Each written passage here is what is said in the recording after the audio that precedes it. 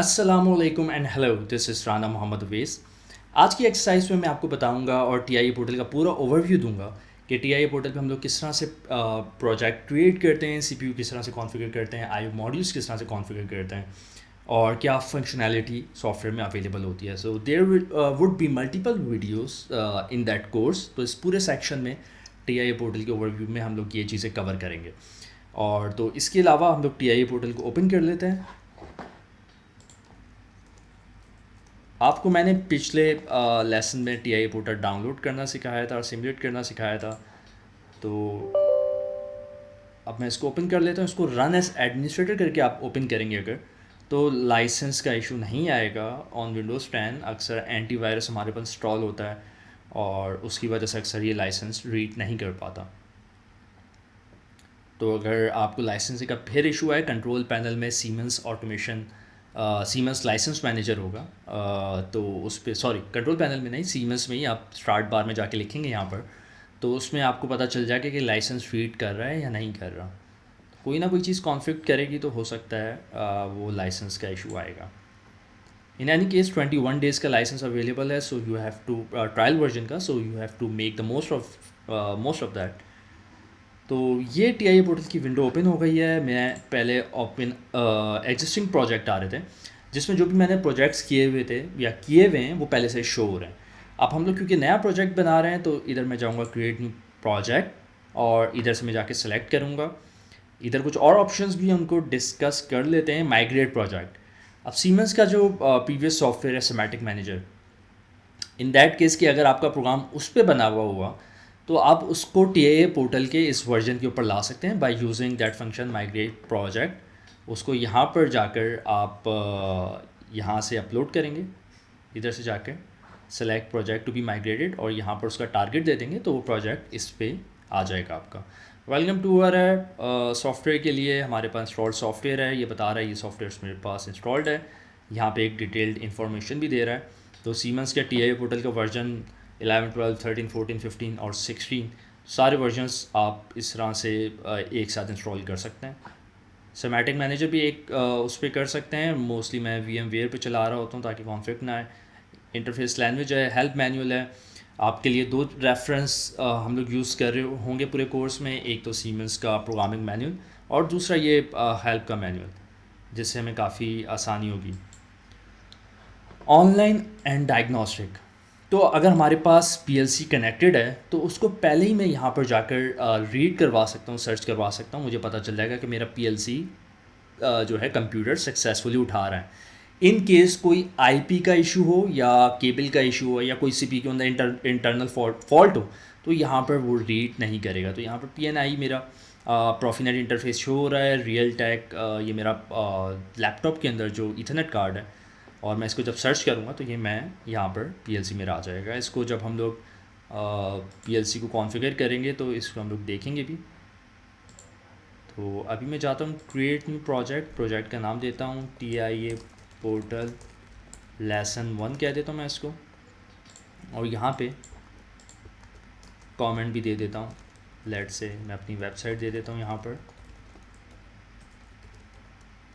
जिस पे हम लोग अभी ये कोर्स कर रहे हैं। और ये फ़ोल्डर है जो कि आप देख सकते हैं, इधर प्रोग्राम मेरा सेव होगा। तो आप जो प्रोग्राम बनाते रहें पूरे कोर्स के अंदर वो एक जगह यहाँ पर आप सेव कर सकते हैं एक ही फ़ोल्डर में। प्रोजेक्ट क्रिएट हो रहा है। TIA portal is quite heavy software. मैं कोर i5 7 जनरेशन यूज़ कर रहा हूँ but still it takes its time. अच्छा जी, ये मेरे पास कुछ लेफ़्ट पे ऑप्शंस आ रहे हैं। मोशन टेक्नोलॉजी ड्राइव्स जो हमारे पास होती हैं, विजुअलाइजेशन, HMI वगैरह, डिवाइसेस एंड नेटवर्क्स के हम लोग मल्टीपल कंट्रोलर्स लगा रहे हैं तो किस तरह से आपस में नेटवर्किंग करते हैं। PLC प्रोग्रामिंग पे डायरेक्ट हम लोग जा सकते हैं। यहाँ पर भी यही चीज़ें, राइट PLC प्रोग्राम पे हम लोग डायरेक्ट जा सकते हैं। कॉन्फ़िगर टेक्नोलॉजी ऑब्जेक्ट्स, मतलब हमारे पास जैसे PID आ जाता है और डिफरेंट एडवांस फंक्शंस आ जाते हैं, उसको यहाँ से कॉन्फ़िगर कर सकते हैं। HMI स्क्रीन को यहाँ से कॉन्फ़िगर कर सकते हैं। अगर अभी हमने क्रिएट न्यू प्रोजेक्ट करवाया, अगर मेरे पास एग्जिस्टिंग प्रोजेक्ट होता मैं उसको ओपन करता तो ये विंडो आती है और मैं यहाँ पर जाके ओपन द प्रोजेक्ट व्यू कर देता। वो चीज़ें मुझे नहीं करनी पड़ती use. Since we are using it for the first time, मैं यहाँ पर जाऊँगा कॉन्फ़िगर अ डिवाइस में और add new device. Configure networks में नेटवर्क की विंडो पे आ जाएगा, अभी हमें उस पर नहीं जाना। अब यहाँ पर देखें डिफरेंट पीएलसी आ रहे हैं, सीमेंस का 1200, अब 1500 जो सबसे लेटेस्ट है, 300 भी इससे प्रोग्राम हो सकता है डिपेंडिंग इफ़ 300 का वो CPUs में अवेलेबल हो।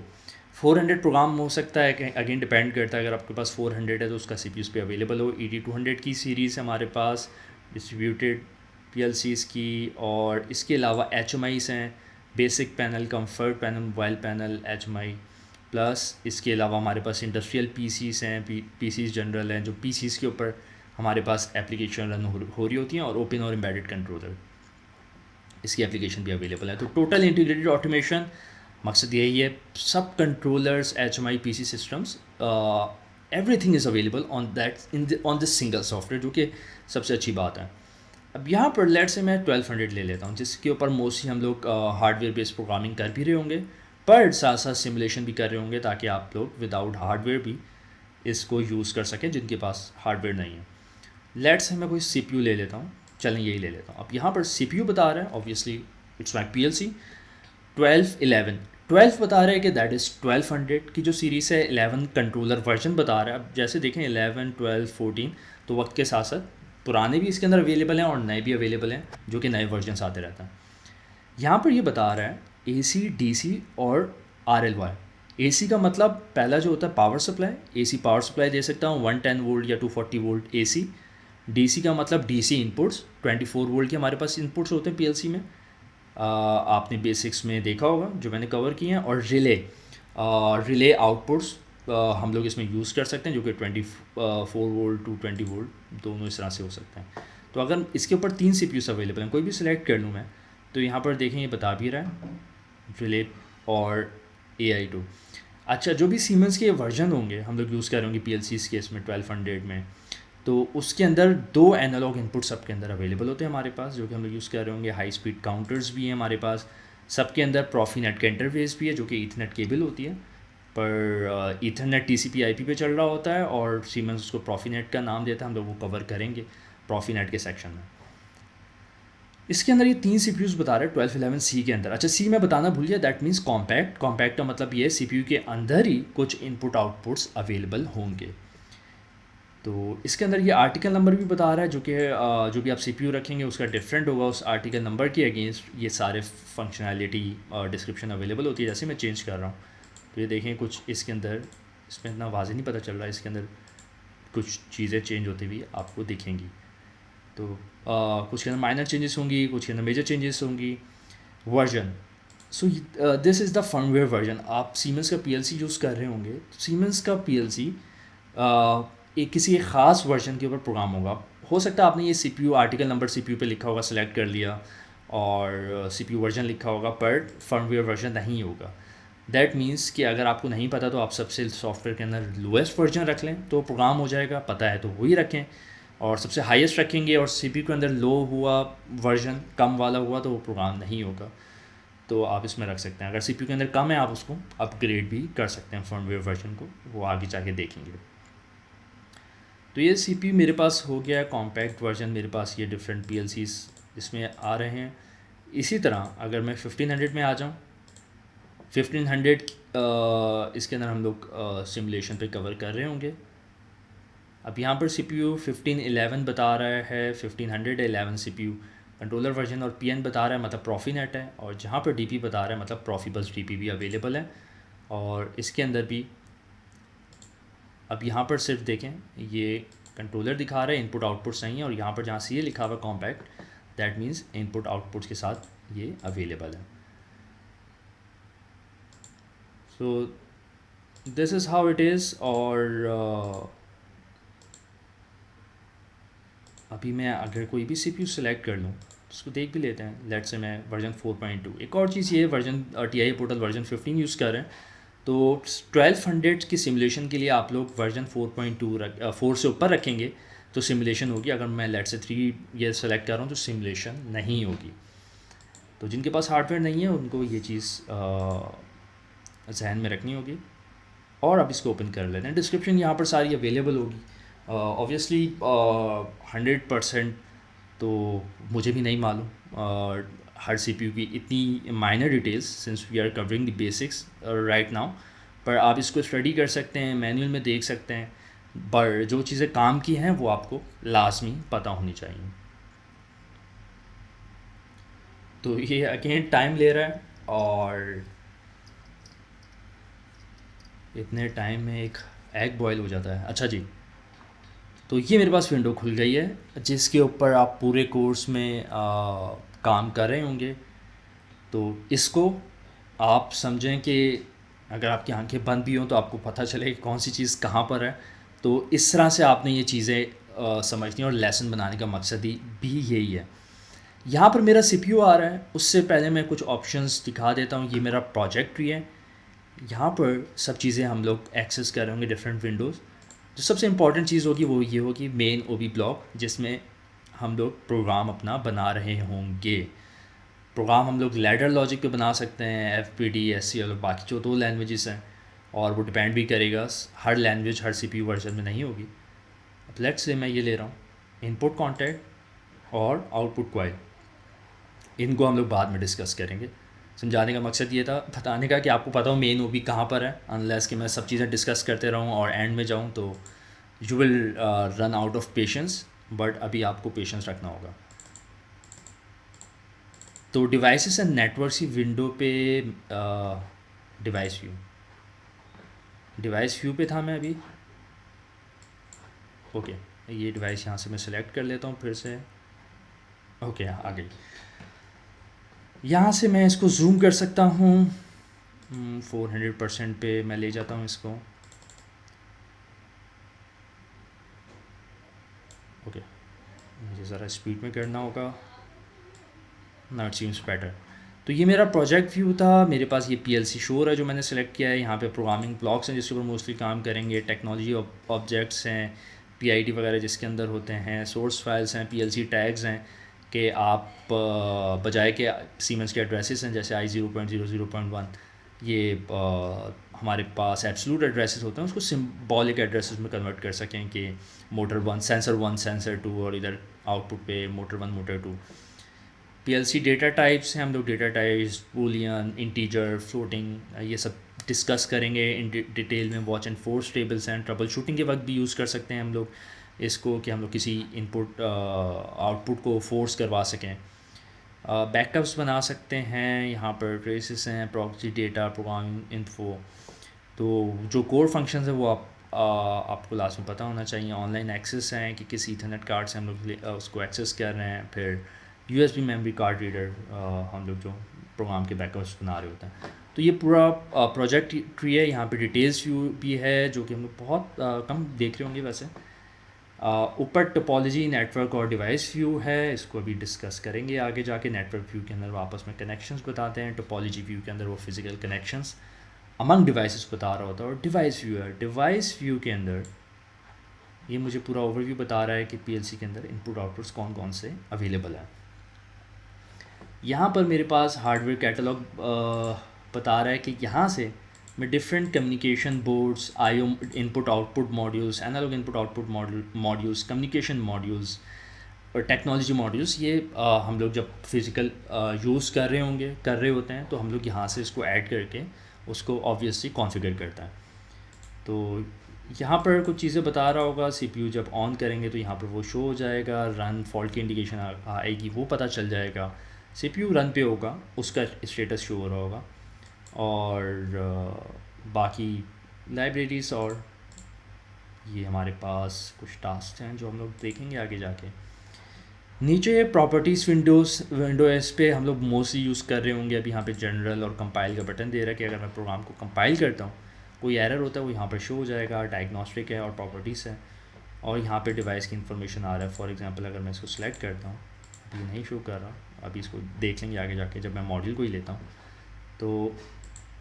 सॉरी, बल्कि अगर मैं यहाँ से लेता हूँ तो इधर जो मैं मॉड्यूल रख रहा हूँ उसकी डिटेल भी यहाँ पर बता रहा होगा, ताकि आपको पता हो which module you are choosing over here.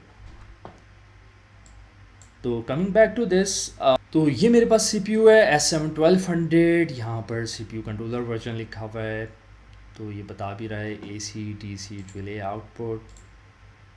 इसको मैं थोड़ा सा और जूम करता हूँ ताकि ज़रा और हम लोग देखें।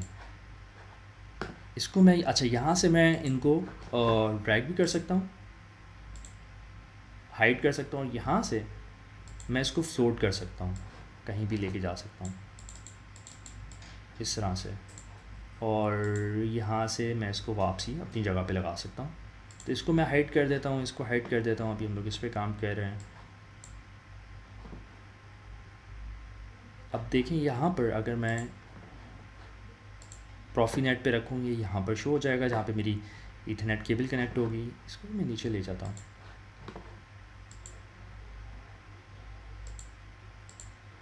तो ये सारे इनपुट आउटपुट्स मेरे पास अवेलेबल हैं। मैं पीएलसी सेलेक्ट करूँ, यहाँ पे पीएलसी पे आ जाएगा प्रॉफीनेट। यहाँ पर हम लोग सिग्नल बोर्ड्स लगा सकते हैं, कोई भी एनालॉग वगैरह के इसके ऊपर। यहाँ पे रन स्टॉप और उसकी इंडिकेशंस भी बता रहा है। एड्रेसेस यहाँ पर बता रहा है, इनपुट्स i0.0 1 to 7 तक जा रहे हैं, फिर i1.0 से 5 तक जा रहे हैं मेरे पास। इसी तरह आउटपुट्स हैं 0 से 7 तक, और फिर Q 1.0 1.1 बता रहा है मेरे पास। तो इसके अलावा एनालॉग इनपुट आउटपुट मेरे पास होंगे। एड्रेसेस यहाँ पर दिए हुए हैं। डिजिटल इनपुट आउटपुट 14 है, इनपुट 14 है, आउटपुट 10 है।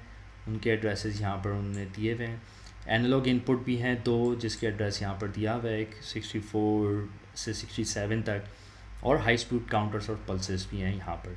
तो अगर मैं इस पर यहाँ पर डबल क्लिक करूँ या ऑल्ट एंटर प्रेस करूँ,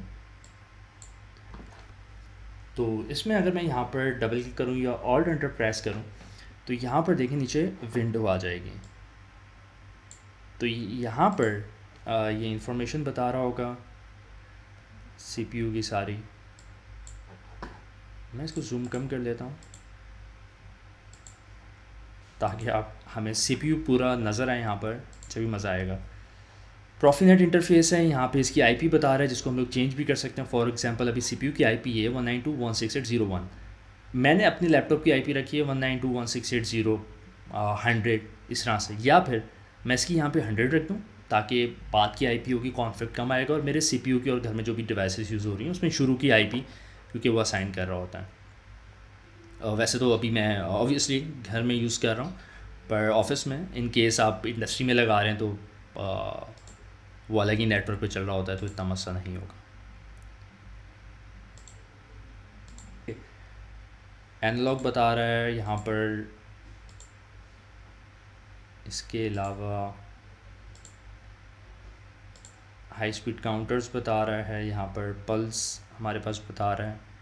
साइकिल बता रहा है, जिन्होंने पीएलसी पे काम किया होगा उनको आइडिया होगा साइकिल मॉनिटरिंग टाइम का। बाकी हम लोग आगे जाके डिस्कस भी करेंगे। वेब सर्वर्स हैं और प्रोटेक्शन एंड सिक्योरिटी है। एक्सेस लेवल है कि इस पे हम लोग क्या एक्सेस लेवल असाइन हुआ हुआ है। लेट्स अगर मैं रीड एक्सेस रख देता हूँ, so we can only read the program but can not write in it obviously. तो इसके अभी मैंने फुल एक्सेस रखा हुआ है, जिसमें HMI भी है, रीड भी है, राइट भी है, और पासवर्ड भी असाइन कर सकते हैं इन केस हमें उसको पासवर्ड प्रोटेक्ट करना है यहाँ पर। तो yup that's that. IO tags अभी डिस्कस करेंगे हम लोग।